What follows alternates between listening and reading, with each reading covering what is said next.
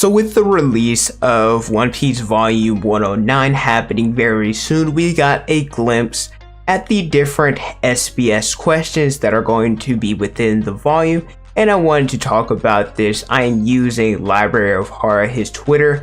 They were able to translate, and typically they always do.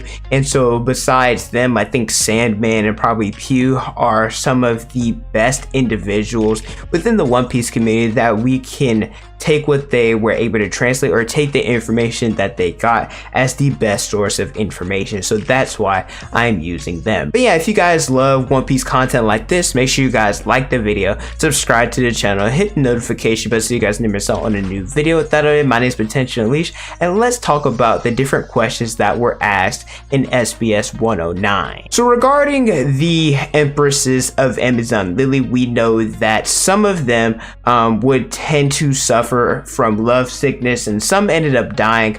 And so this is Oda breaking down the different empresses as Amazon Lily. We know that Gloriosa, that she left the country in order to not fall victim to the love sickness. We believe there's not an official person, or we don't know exactly who she was smitten for, but based off of what we saw in the God Valley flashback, it was probably Whitebeard, hence why she probably joined the Rock Pirates. We also see Shaki, how she ended up who she was smitten for, that would be Rayleigh. We know that her and Rayleigh, they tend to live at Sabaody, where Rayleigh he coach ships and she stays at her bar. And this is a new one. I personally don't think that we've gotten their name in the story, but this is the former Empress Toritoma. She's the one that died from the illness because she didn't end up I guess either marrying or going with the man that she loved. We have no clue who this man is. If you look at the time frame based off of like age, you know, how old Hancock is to be the Empress, if I had to say, she's probably in her early 40s or died, or actually I don't know when she would have died, but I assume she would have gone after people in their late 30s, early 40s, maybe even mid 40s. So maybe she went for somebody like Shanks, maybe somebody like Mihawk. I actually have no clue who she went for. It would be cool. I mean, it's not that important, but I guess it would be kind of cool if Oda were to showcase who she was going after, if it means something towards the story. But if it doesn't, it's cool. I do like that we got to see what she looked like in the SBS. I feel like all these girls in their primes, they definitely looked amazing. And we all know that Hancock, who she fell for, she has that unrequited love for Luffy. Now in this line, this is talking about Shiki in the movie Strong World. A lot of individuals talk about how One Piece, you know, the movies aren't canon, and Oda knows this. For the most part, the movies themselves aren't canon. However, he does implement different things that's actually true or canon to the story. We've seen it in Strong World, how Shiki, he's a canon character and he has the float fruit, and we also saw it with Uta, how she's in One Piece film Red, but she's actually in the One Piece manga, although we don't entirely see her nearly as much as we did in film Red. I feel like this one was kind of self-explanatory, and I'm pretty sure that this was brought up in the story as well, but the Toshi no Mi can't indefinitely keep you young or stop you from dying. Eventually the effects there wear off, which in reference to the Toshi, you guys don't know whose fruit that is. That is Jewelry Bonnie's devil fruit. Oda, he confirms that the Paw fruit user can only transport themselves and others to places that they've previously been, and we know, looking back at Kuma's flashback, that he traveled the world trying to cure Bonnie or find a cure for her sapphire scale.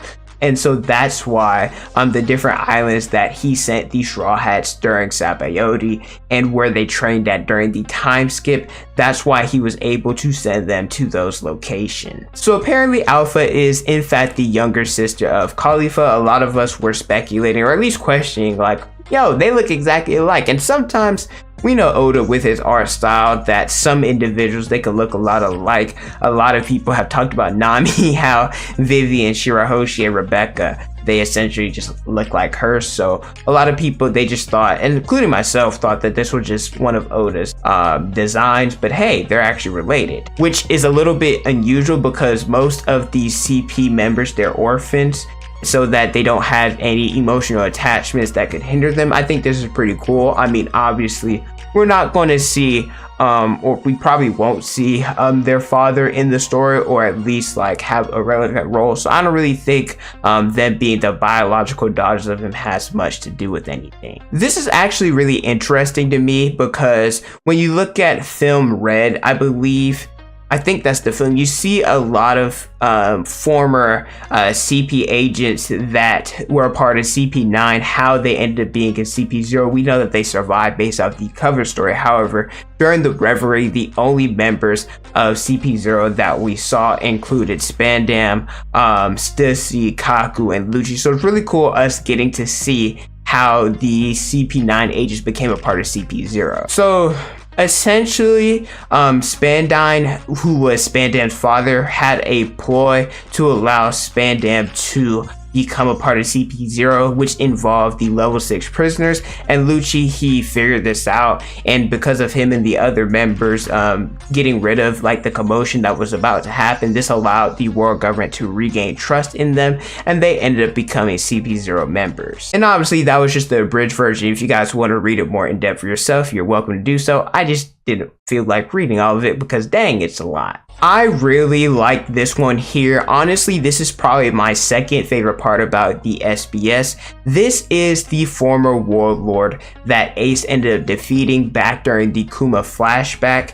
We know that Ace, he fought against 2 warlords and defeated one of them. Well, I guess technically you can argue 2, the other one being Jinmei, but they kind of KO'd each other at the same time. But his name is Hanafuda. He has a hobby of collecting zone-type devil fruits, particularly ancient models, and it is said that he was planning something, but we don't know what became of him. He is 5.14 meters, and he was also known as the King of Lizards. I will not lie, his design is raw as hell. I wish we got to see it.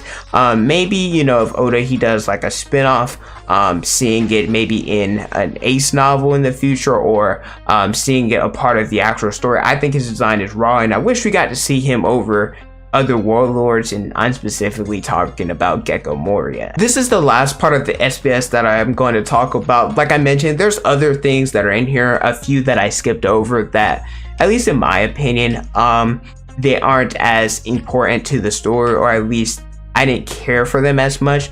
But if you guys want to look at it and read it, I will link Ohara, his YouTube channel, and his Twitter in the description below. But it was revealed that Fujitora, he is one of the 5 users that we know of to have wielded a supreme great blade. It is called the Yakuza Kaizen, which means sword stick cane sword, and this is pretty cool seeing this because of the 5 blades that have been revealed throughout the story. You know, Mihawk has one, Roger and Whitebeard, as well as Nostro, and now officially confirmed that Fujitora has one as well. And I love this as a Zoro fan because of 2 reasons. Number 1, what he did against Fujitora during Dressrosa, especially, you know, the first interaction, the first clash that they had was pretty cool. And we also saw him, I know it's not canon, but I still want to bring it up, had a little skirmish against him during Stampede. And the second thing is that Zoro, that means that he's gone up against 3 out of the 5 supreme great